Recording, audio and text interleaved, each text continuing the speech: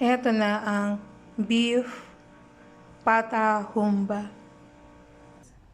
Magandang araw, samahan niyo akong magluto ng patahumba.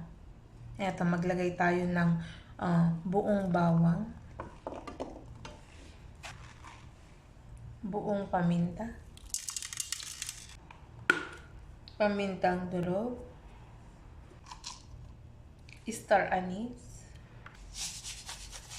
1 teaspoon na asin, then bay leaf, soy sauce, 1, 2, 3, and then vinegar,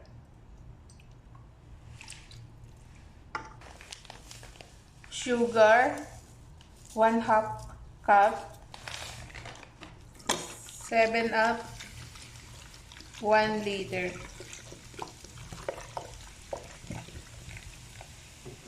Yung beef stock. Ayan.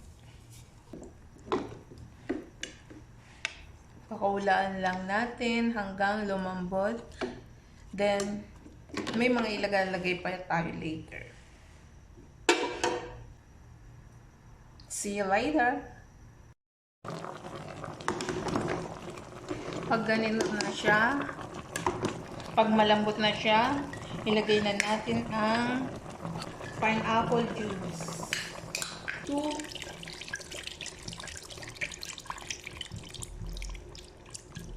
Pwede na rin natin ilagay ang banana blossom.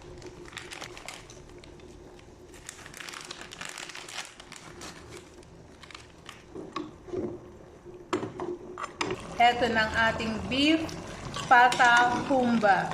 That's it. Thank you for watching. Keep safe, everyone.